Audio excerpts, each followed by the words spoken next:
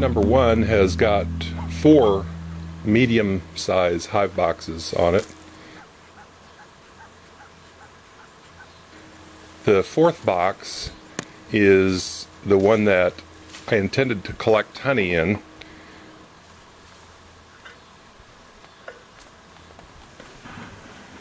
The top has a ventilated inner cover that allows air to come in from the outside, but the bees can't get out, so nothing can get into the beehive and the bees can't get out.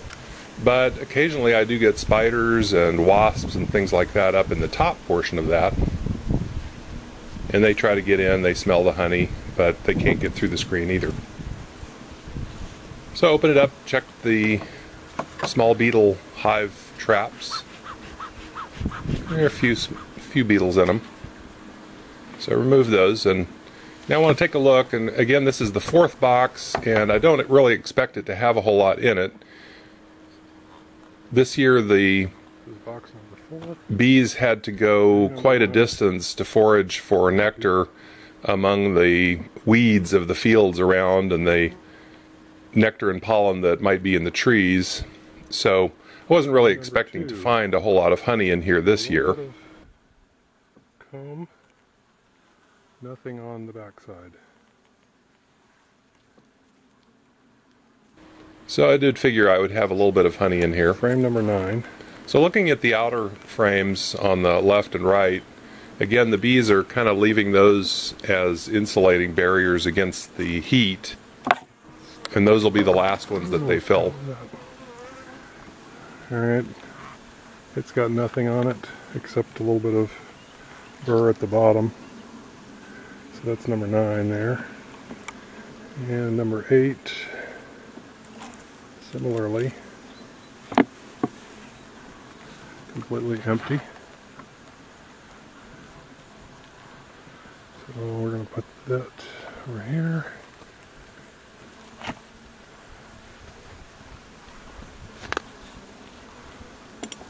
Number 7,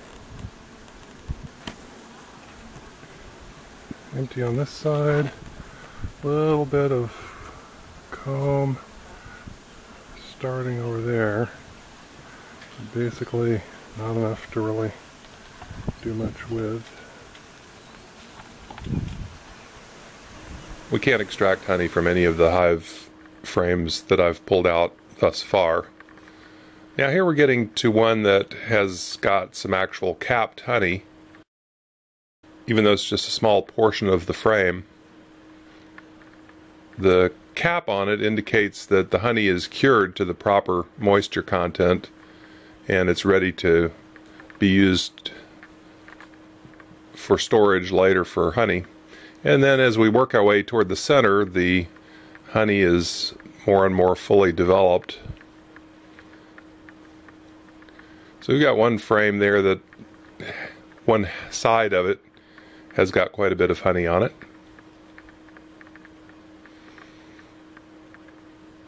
And this frame also has a little bit of capped, most of it is still uncapped on both sides. And as you can see, they've created a sort of a football. They haven't even filled out comb completely on the rest of the frame. So really we only have about one frame that I could take out of here and get the honey off of one side of that one frame. So let's take that 4th box off completely for a moment and just look down inside and make sure that the bottom 3 boxes are set for the winter. So this is the queen excluder that keeps the queen from going up into box number 4 and laying eggs up in the honey there. So we'll just grab a frame here close to the end, and we can see it is chock full of honey. Very heavy with honey, both sides.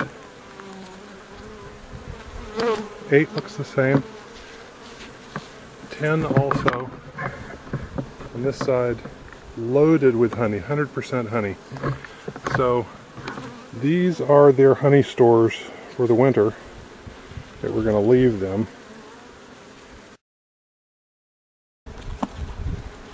So just frame 1, and yes, it is loaded with honey. So if I leave them the 3 boxes here, they should be set for the winter. assuming that they have been doing the same kind of honey storage in the bottom two boxes as well.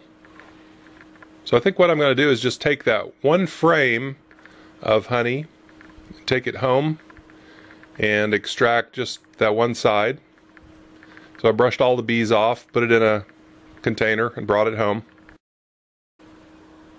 Now, this is not the proper way to harvest honey on any kind of a volume basis. Basically, the only way I'm getting away with doing it this way is because I'm just getting it off of this one half of this one frame of honey. So I'm going to be using some very labor-intensive and very slow methods, trying to balance the frame on a colander and things like that, that you would never ever do if you had to harvest more than just this little tiny bit of honey. And in another video later, I'm going to show you the proper way to extract honey after I get some other frames later on. But for now, I'm just going to show you the low-tech, slow, easy way, cheap way to harvest honey. So I'm using this special knife, an uncapping knife, and I'm cutting off the wax cap off of the honeycomb, exposing the raw honey that's underneath. And because the honey is at an 18% moisture content, it's very viscous and it will just stay like that.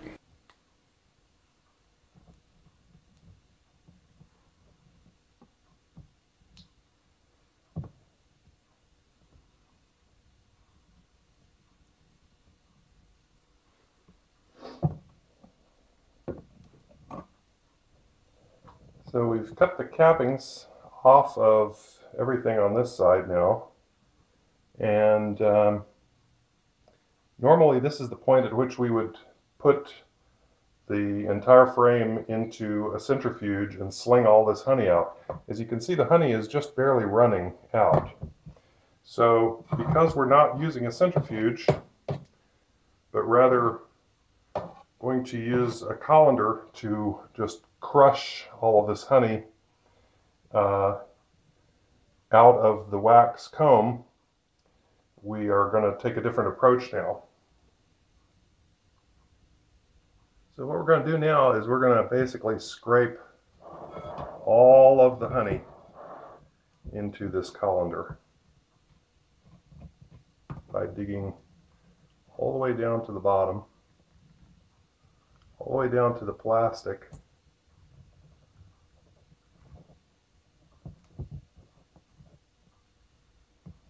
We can get all the honey out.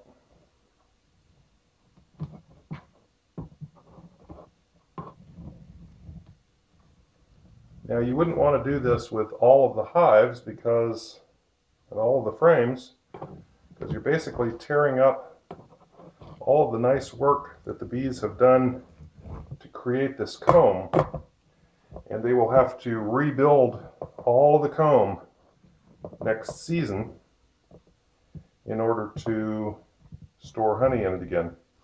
So this is not something you want to do with all of your honey. I'm just doing it here because this is just going to be a sample. This is my first sample of honey from this hive, and so I want to see what it's going to taste like without having the benefit of a centrifuge that I can use to extract the honey and leave the comb intact.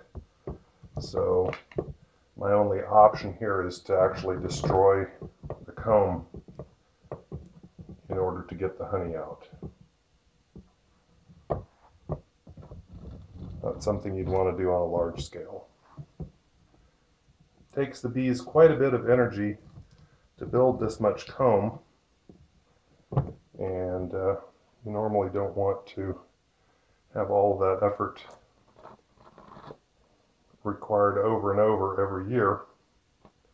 You want to leave the comb intact and just get the honey out of it, so that next season they can concentrate on making honey instead of concentrating on building comb.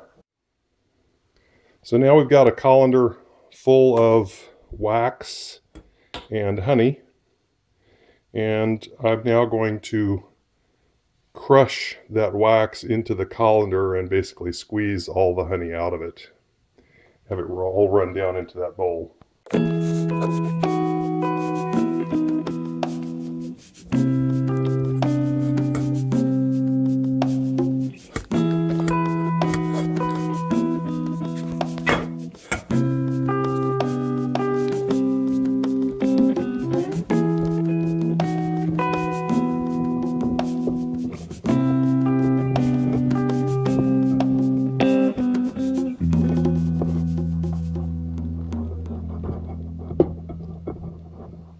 Now I could just leave this to sit here and just let gravity extract all the honey if I wanted to wait a few hours, but I'm going to speed the process up here just a little bit by forcing the honey through the holes.